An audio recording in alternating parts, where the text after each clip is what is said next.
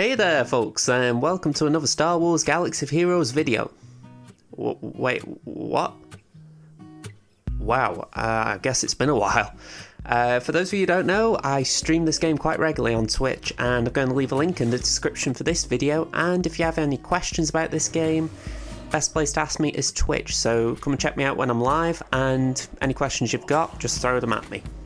Without further ado though, let's get on to this video, and we're going to start looking at factions within Star Wars Galaxy of Heroes.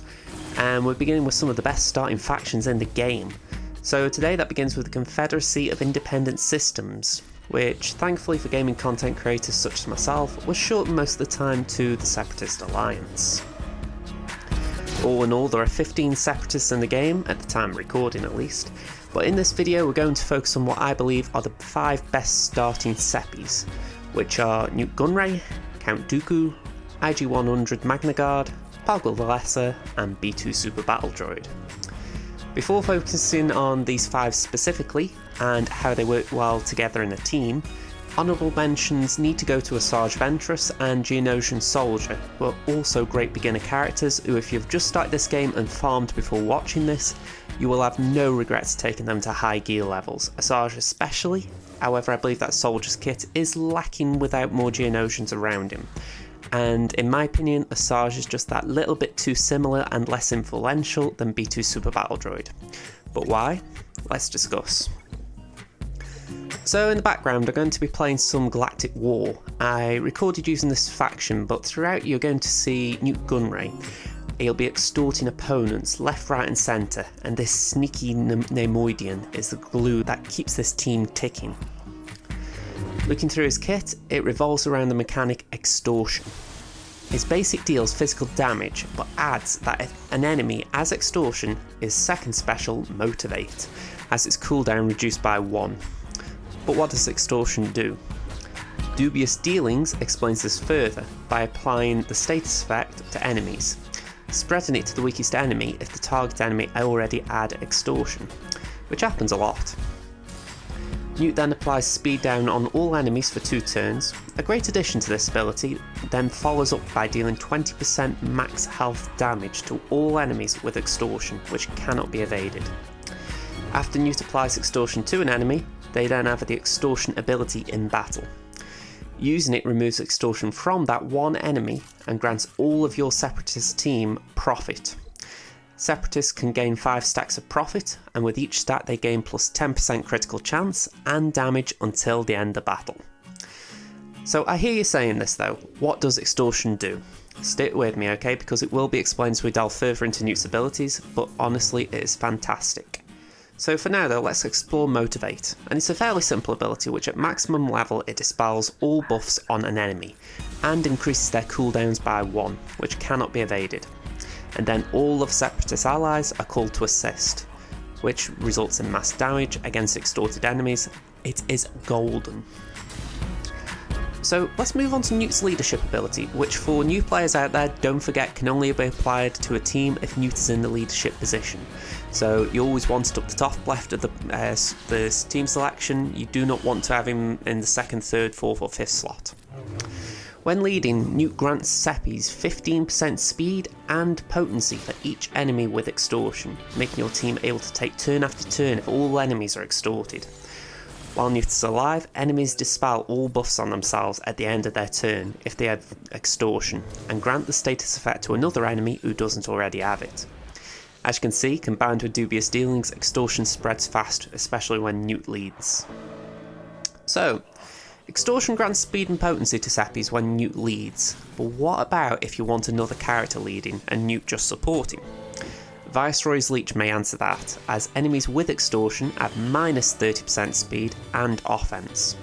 So when leading, extortion makes the opposition take less turns, whilst Newt and his Seppies take turn after turn, and even when the opposition manage to get a turn, they'll hit for less than usual.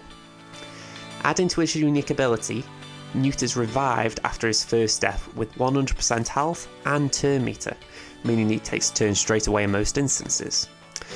And he gains stealth for 2 turns to avoid being immediately killed on revival.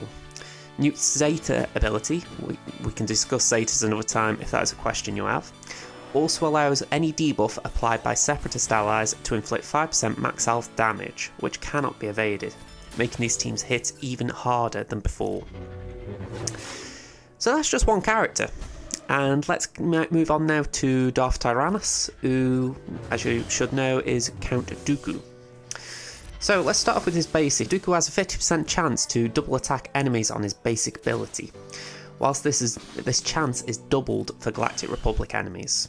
These attacks have a 50% chance to inflict stun or ability block for 1 turn, and at the maximum level this attack cannot be countered or evaded, making it extremely hard and annoying to avoid. His first special shocks the target enemy and deals special damage, then stuns them for 1 turn. This attack also has a 50% chance to shock and stun a random enemy, doubled if they are Galactic Republic. Now, a long-term aim in this game is to be able to compete in Geonosis territory battles, and in the dark side battles, both of these abilities are fantastic in this guild event due to all of the enemies being Galactic Republic, giving Count Dooku so many attacks at a turn and ways to control the battle.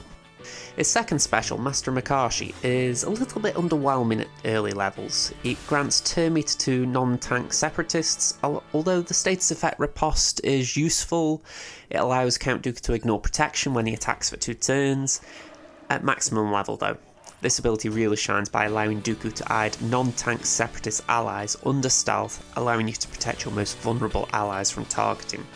While I wouldn't persist with his leadership ability for long, the Count can make use of this very early on when encountering Phoenix teams in Arena, as the persistent heals are prevented by Dooku applying healing immunity to enemies that fall below 100% health for 2 turns.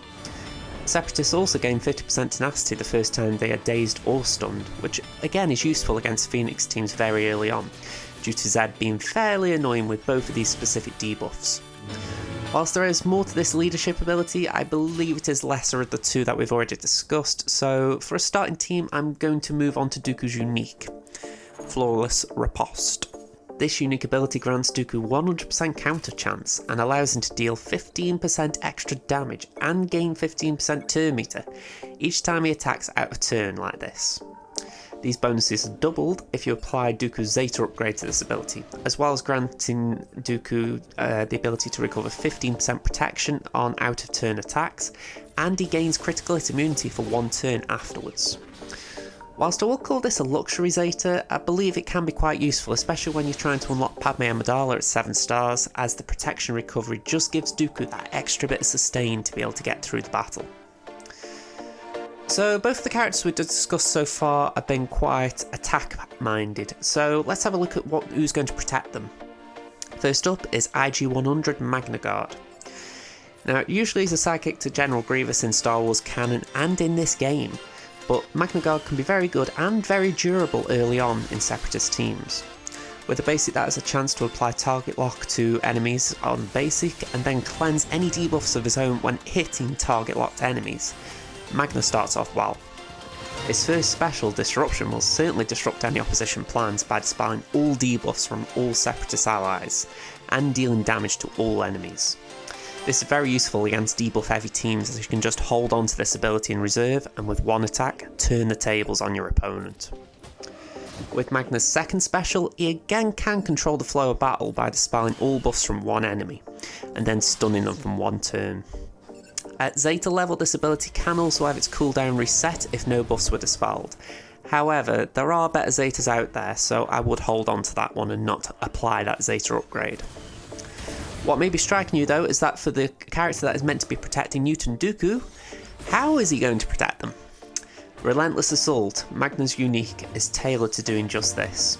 He has a 70% counter chance with this ability and gains taunt for 1 turn whenever he uses an ability. He counters, he gains taunt. He uses a special, he gains taunt. So he's persistent and he's so useful. The final part of this unique that is important for this specific team is that when Magna reaches 1% health, he takes a bonus turn with 100% extra offense and is then defeated. Whilst this will not occur if Magna is reduced to 1% health and then hit again by another opponent in a mass assist scenario, this can be helpful as one last ditch effort to maintain control of the battle before accepting that this tank has done its work and can die off in peace. So, we're speaking about control here, but let's talk about the controller of the team, who in my opinion is B2 Super Battle Droid. Physically imposing in the films, B2 maintains this presence in the team by being the ultimate controller. On a basic hit, he can inflict target lock on enemies, and if they were already target locked, they gain the debuff critical damage down for 2 turns. His special is where he shines though, dealing damage to all enemies and dispelling all buffs on them with an 80% chance to also inflict buff immunity on them for 2 turns. This is especially useful versus Bastila Jedi teams that have a fast Grandmaster Yoda. The more turns your B2 takes, the harder it'll be for Yoda to do what he does best, being a nuisance. Mow Down is a great ability, but it is made great by his unique, Relentless Barrage, which is truly relentless. B2 has a 40% chance, which does sound low, but in action it's not that bad.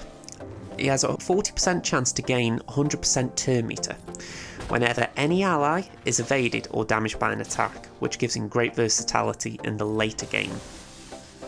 Add into this reduced critical chance and evasion for target locked enemies when the ability is maxed out, and B2 will take a lot of turns, as long as your opponent takes turns as well. Mow Down gets better still though with B2's second unique, Reactive Protocol, giving B2 a 40% chance to reduce its cooldowns by 1 whenever, you guessed it, a Separatist ally is evaded or damaged by an attack. In short, you attack one of B2's buddies, he's going to hit you back. So, the final piece of the puzzle of this starter team is Poggle the Lesser. He has ability blocks on his basic, the ability to cleanse debuffs from all allies, and gain turn meter for each debuff dispelled on his special attack, as well as call and assist. Poggle adds extra control on the battlefield without actually being the key component of the battles. As you progress in the game, Poggle will eventually join his fellow Geonosians and become an integral part of that team. So this 5th spot is fairly flexible, with Asajj being a good alternative with enemy buff dispels and stuns on a basic. But until you have all 5 Geonosians unlocked with reasonable gear on them, I would keep Poggle babysitting the 4 we have already discussed, due to the extra attacks out of turn you can generate for Count Dooku or Magna Guard if you need a taunt, whilst also being able to prevent opposition special attacks with ability block. So we've discussed the abilities of these 5 Separatists, but how do you use them practically? You want Count Dooku to be the fastest character in your team, eventually at least, so that he can place his allies under stealth and protect them. Before you gain this part of the ability around level 80 though, it doesn't hurt for Newt or even Magna Guard to be the fastest, so that you are immediately controlling the battle with either extortion via Newt or taunts via Magna Guard. Extortion is the key to victory though, so be sure to spread it as often as you can to keep the enemy slow and hitting low. Save Mow Down from B2 for when your opponent has a lot of buffs, or if you know that they're going to gain buffs so you can prevent them from gaining them. You can use Poggle's special to give Dooku extra turns and turn meter as a result, or you can call in Magnus to assist if you need him taunting again. Equally, you can save this ability if you're anticipating a wave of debuffs coming your way and you need to clean them off your team. What weaknesses does this team have though? It relies heavily on attacks out of turn, so Padme teams can be the hard counter if they are well geared or have relics. Jedi Knight Revan teams can ignore taunt to begin with, so Magna Guard loses viability very fast in these encounters, whilst B2 Super Battle Droid can struggle to keep taking enough turns to clear all the buffs that are generated by that team.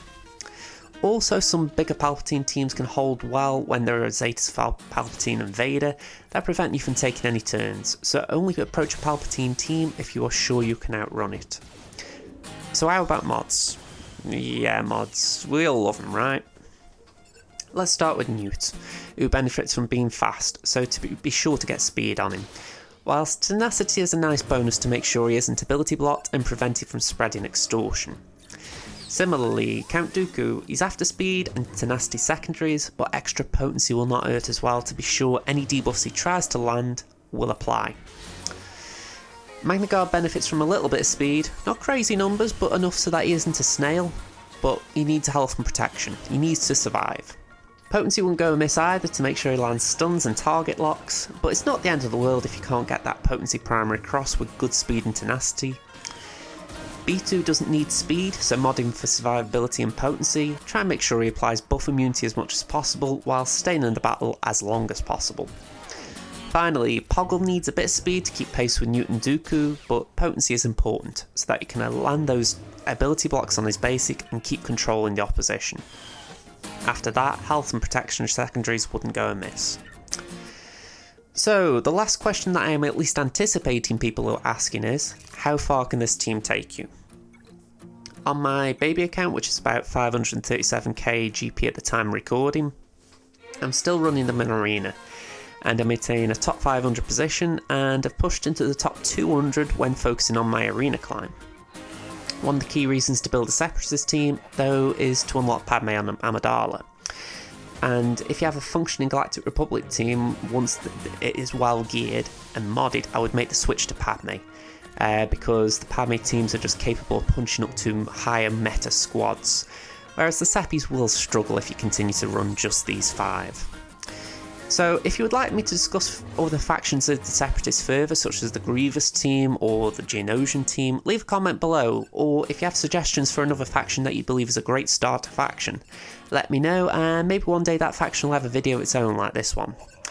Next time I plan to discuss Padme, which is the natural progression from this team, and the Galactic Republic faction in general. So if you have specific questions about that team, leave your questions down below, or if you have questions about this team that we've discussed today, once again, leave the comments below or catch me on Twitch. Other than that, this has been Josh from JJ's Productions, and I'm wishing you a good day and good luck on the order tables. Bye for now, everyone.